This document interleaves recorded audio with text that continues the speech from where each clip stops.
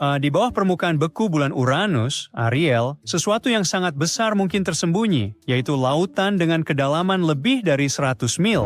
Itu 40 kali lebih dalam daripada Samudra Pasifik dan telah tersegel di bawah es selama miliaran tahun menunggu untuk ditemukan. Jadi Uranus adalah raksasa gas biru pucat yang berada sangat jauh di luar sana, planet penyendiri yang jarang mendapat perhatian. Namun baru-baru ini, para ilmuwan mengarahkan teleskop dan model komputer mereka ke salah satu dari 29 bulan Uranus yang telah diketahui, yaitu Ariel. Dibandingkan diksenari saudara-saudaranya, Ariel memiliki kepribadian yang cukup unik ketika wahana antariksa Voyager 2 melintas pada tahun 1986.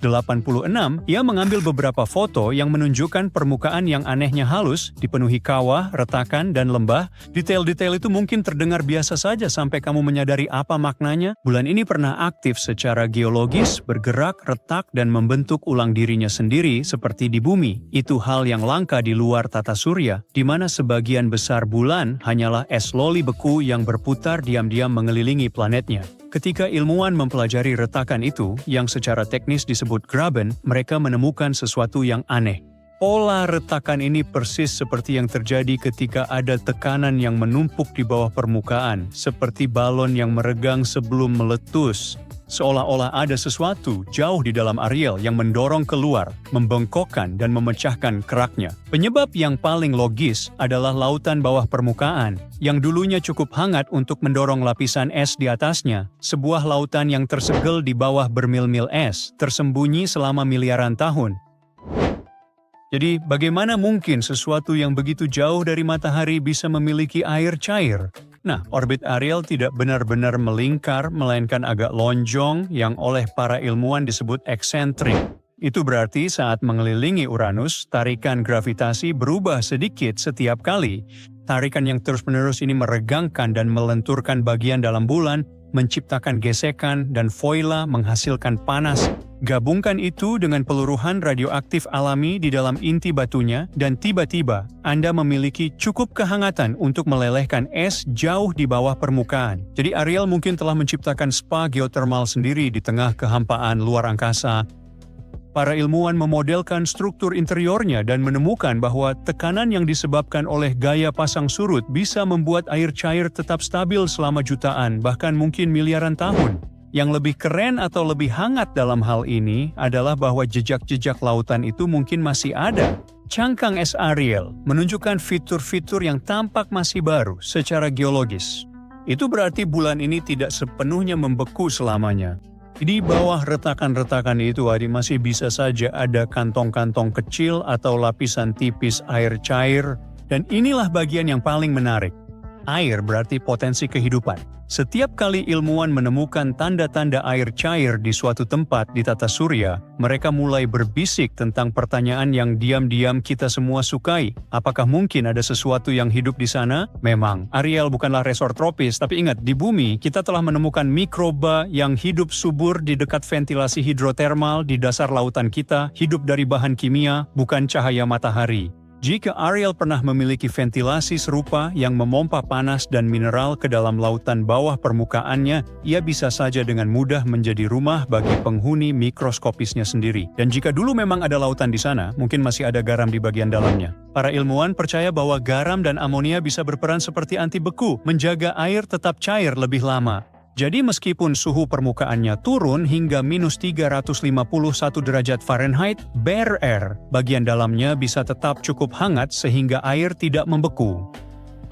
Sekarang, sebelum kamu mulai berkemas untuk pergi ke Uranus, ingatlah bahwa ini adalah sebuah bulan yang mengorbit raksasa gas yang berjarak sekitar 1,8 miliar mil dari kita. Mengunjunginya tidak semudah memesan tiket pesawat. Voyager 2 adalah satu-satunya wahana antariksa yang pernah mendekat, dan itu pun hampir 40 tahun yang lalu. Kita bahkan memiliki foto bukit pasir Mars yang lebih baik daripada foto sebagian besar bulan Uranus. Jadi untuk saat ini, para ilmuwan mengandalkan pemodelan yang cerdas, data teleskop, dan banyak kesabaran.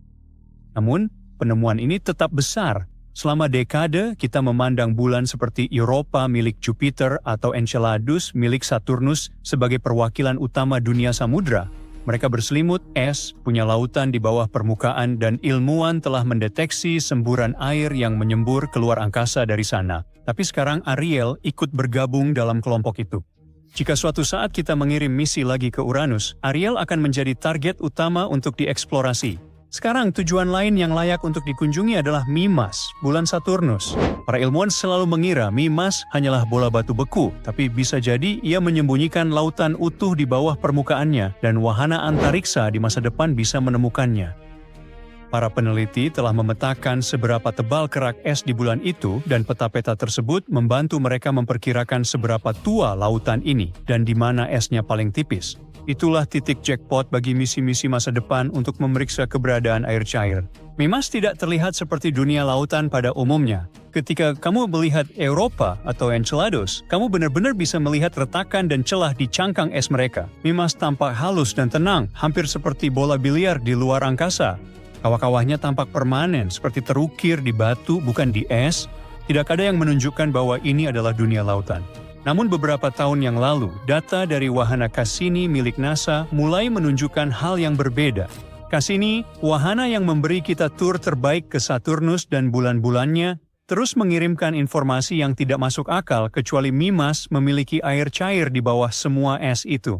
Semakin banyak data Cassini yang masuk, semakin terlihat bahwa mungkin ada lautan baru yang tersembunyi di bawah 12 hingga 19 mil es padat. Ilmuwan memakai model awalnya dibuat untuk Europa untuk mencari tahu bagaimana panas bergerak melalui es Mimas. Mereka ingin tahu seberapa tebal lapisan itu, berapa banyak panas yang terperangkap, dan apakah panas itu bisa mencairkan es di bawahnya. Mereka menemukan bahwa setelah pencairan dimulai di Mimas, proses itu tidak berhenti. Prosesnya justru semakin cepat dan berlangsung sangat cepat. Semua pencairan itu berkaitan dengan orbit Mimas. Bulan itu tidak mengorbit Saturnus dalam lingkaran yang sempurna. Lintasannya sedikit memanjang. Bentuk oval itu berarti bulan tersebut ditarik dan ditekan oleh gravitasi Saturnus saat mengorbit. Sama seperti gravitasi bulan menyebabkan pasang surut di bumi, gravitasi Saturnus menarik Mimas. Namun alih-alih pasang air, yang terjadi adalah peregangan es padat, dan peregangan itu menghasilkan panas. Jadi pada suatu titik, sesuatu membuat orbit Mimas menjadi sedikit lebih aneh, mungkin karena tabrakan atau dorongan gravitasi dari bulan lain. Bagian dalam Mimas memanas, melelehkan sebagian esnya, dan membentuk lautan di bawah permukaan. Namun kemudian, gravitasi perlahan mulai menarik orbit Mimas kembali menjadi lingkaran. Ketika itu terjadi, pemanasan akan berhenti, dan pada akhirnya, lautan itu akan membeku kembali. Jadi pada dasarnya, Mimas sedang berada dalam fase memiliki lautan hangat saat ini. Model komputer menunjukkan bahwa perubahan orbit itu kemungkinan terjadi hanya sekitar 10 hingga 15 juta tahun yang lalu. Itu tidak ada artinya dalam skala waktu luar angkasa. Ternyata, panas di Mimas juga tidak bergerak dalam garis lurus yang sederhana. Panas itu cenderung berputar dan berkelok-kelok tergantung pada seberapa tebal esnya, yang berarti menemukan lautan ini tidak akan mudah, tapi bukan tidak mungkin.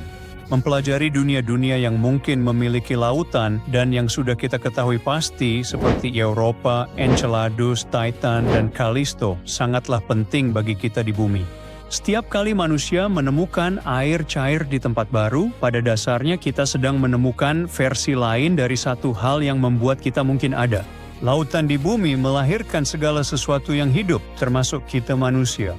Ketika ilmuwan mempelajari bagaimana lautan di Europa atau Enceladus tetap cair tanpa sinar matahari, mereka juga belajar tentang ventilasi laut dalam di bumi, panas, dan keseimbangan. Saat mereka memodelkan kimia Titan, pada dasarnya mereka melihat seperti apa bumi sebelum kehidupan dimulai. Jadi, mungkin kehidupan tidaklah begitu langka, dan suatu hari nanti, sebuah wahana akan menyelam ke lautan es Europa bersama Europa Clipper milik NASA atau mengambil sampel air dari geyser Enceladus dan menemukan sesuatu, bahkan hanya satu sel hidup.